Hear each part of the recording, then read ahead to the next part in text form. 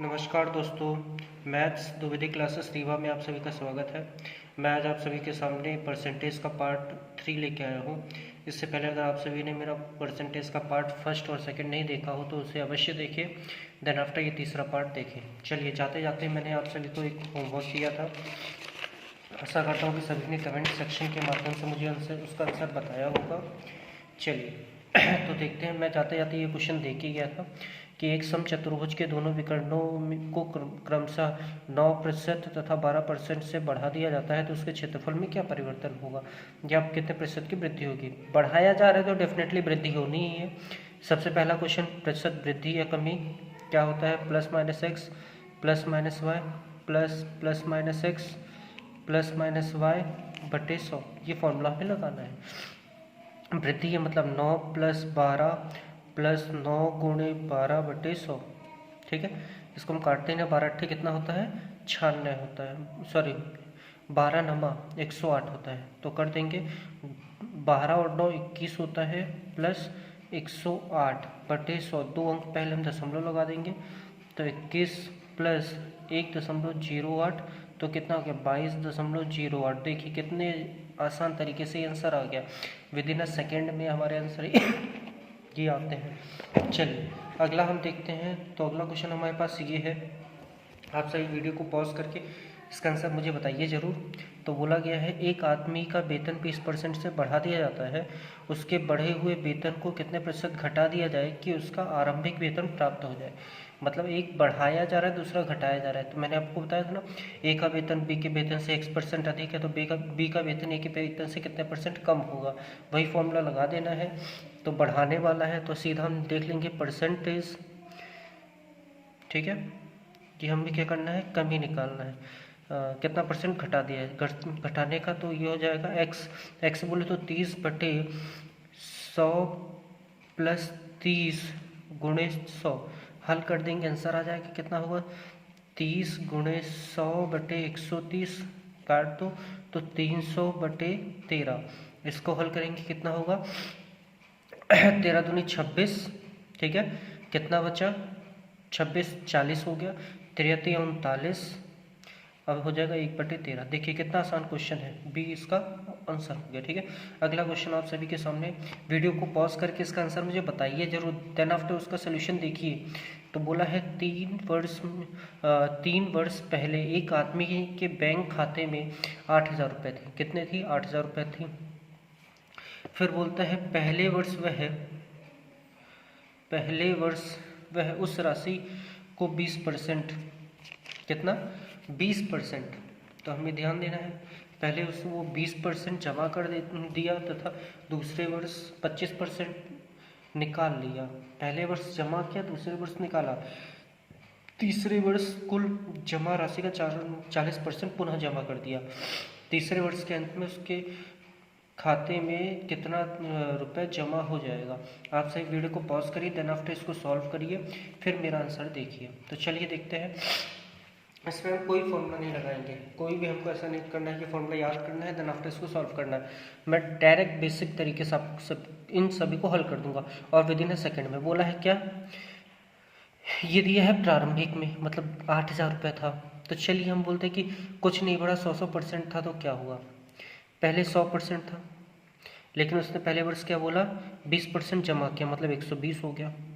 Ratio बना लो। फिर दूसरे वर्ष क्या था? काटना तो काट दो 0 से। फिर ये 100% हुआ, 25% निकाल लिया तो 100 में 25 निकालो 75 होगा। हल करना हो तो कर सकते हैं, तो रहने देंगे। तीसरे वर्ष क्या हुआ? उसने जमा किया, कितना जमा किया? 40%। तो 100 से कितना हो गया? 140 हो गया। 0 से 0 काट दें। तो ओवरऑल हमको इसका गुणा कर लेंगे, ये मूल हो जाएगा। मतलब हमारे पहले कितना होना चाहिए और परिवर्तन वाला ये हो गया। तो कितना होगा? 1 2 3 4 0, 1 2 3 4, और ये इतना हो जाएगा 12 गुणे 75 गुणे 14। यहाँ पे इसका मान दिया गया, 8,000 राशि है तो इसका मान मतलब 10,000 का मान हमको दिया गया है। कितना दिया गया है? 8,000 रुपये। हमें इसका मान निकालना है। तो किसका मान निकालना? 12 गुणे 75 गुणे 14 का मान निकालना है।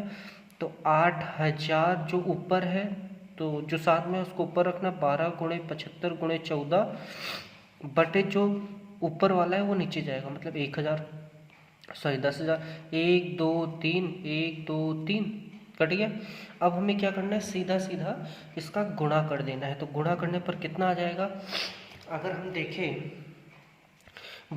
12 अट्ठे कितना होता है, तो 12 अट्ठे 96 होता है। यहाँ से हमको जीरो मिलेगा नहीं, लेकिन यहाँ से हमको जीरो मिल सकता है। चलो इसको देख लेते हैं। 12 अट्ठे 96 गुणे 14 का अगर हम देखें तो 14 पंचे, तो हमने देखा यहाँ पे हमको क्या मिला, 8000 गुणे 12 गुणे 75 गुणे 14 बटे 10,000। अब इसमें से हमने 8 गुणे कितना कर दिया, 12, 12 अट्ठे 96, 75 गुणे 14 किया कितना हमें 1050, 10 था, 10 से 10 कट गया। इन दोनों का गुणा करने पर हमको कितना 10,080 मिल गया। सी हमारा आंसर हो जाएगा। चलिए दोस्तों, अगला जो क्वेश्चन है 8वां क्वेश्चन हम देखते हैं। ठीक है, तो 8वां क्वेश्चन हम देखेंगे। इसमें बोला गया आप सभी वीडियो को पॉज करिए, इस क्वेश्चन को सॉल्व करिए। सॉल्व करने के बाद मुझे कमेंट सेक्शन में बताइए कि इसका आंसर क्या आएगा। ठीक है, चलिए देखते हैं। चंदन अपनी आय का 20% एक ट्रस्ट में जमा करता है। 20% किस में जमा करता है, ट्रस्ट में। ट्रस्ट प्राप्त राशि का 10% गरीब छात्रों को नाश्ता हेतु प्राथमिक विद्यालय में जमा करता है। देखो उसने क्या किया, सबसे पहले अपने जो 100% राशि है उसका 20% किसको दे दिया, ट्रस्ट को दे दिया, तो 80% बचा। ठीक है, 80% जमा कर दिया। चंदन ने अपनी आय का 20% एक ट्रस्ट में जमा कर दिया। ट्रस्ट प्राप्त राशि का, अब जो ट्रस्ट राशि प्राप्त किया उसका 10% किस हेतु प्राथमिक विद्यालय में जमा करते हैं। 10%, तो 20 का अगर हम 10% निकालेंगे कितना होगा, 0 से 0 2 रुपये। ठीक है, 2 रुपये हो गया। मान लो जब हम 100 रुपये मान लेते हैं 80 और 20 में। ठीक है, फिर बोला विद्यालय के अधिकारी ने कुल प्राप्त राशि का 70% नाश्ता पे और 10% किताब खरीदने में खर्च किया। अब 2 का जो 70% है, क्योंकि ये पाया है, इसका जो 70% है और 10%, 70 10 80, 80%, 100 में 80 घटा दो, 100 में 80 घटाएंगे तो हमें कितना प्राप्त होगा, देख लेते हैं। तो ये हमें प्राप्त हो 2 गुणे 20/100, तो 0 से 0 2 दूनी 4, मतलब 0.4। तो यहाँ बोला है कि 10% राशि किताब खरीदने में खर्च किया तथा बची राशि। अब बची राशि का, तो ये जो राशि बची है 0.4% का मान दिए 5000, ट्रस्ट को वापस लौटा दिया। चंदन के पास आए कितने थे, 100% का मान निकालना है, तो 100% निकाल दो। 0.4% का मान दिया है 100%, तो हो जाएगा 5000 गुणे 100 बटे 0.4। दशमलव उठाएंगे, 1 0 ऊपर जाएगा, 25 को 100 होता है। अब 1 2 3 4, तो हमारा आंसर कितना आ गया, सॉरी यहाँ पे जगह नहीं, यहाँ लिख देता हूँ 1 2 3 4, 4 0, 25 पंचे 125, तो ये आ गया 125। मतलब हमारा कितना आंसर आया, 1,25,000। 1,25,000 हमारा ये आंसर हो गया। देखिए कितना आसान क्वेश्चन है, कुछ में भी हमें इसमें नहीं करना पड़ा। अब जाते जाते आप सभी के लिए एक होमवर्क देके जा रहा हूँ। तो ये होमवर्क है, अलका की आय मंजू की आय से 20% देखें, और मंजू की आय संजू की आय से 25% कम है। यदि अलका तथा संजू की आय में 800 रुपये का अंतर हो तो मंजू की आय क्या थी। हमें ये क्वेश्चन बताना है। इसका ऑप्शन है 6000, 5000, 9000 और 12000। आशा करता हूँ कि आपको मेरा ये लेक्चर काफ़ी पसंद आया होगा, और कमेंट सेक्शन में इसका आंसर मुझे आप ज़रूर बताइए। मैं आप सभी के आंसर का इंतज़ार करूँगा। धन्यवाद दोस्तों।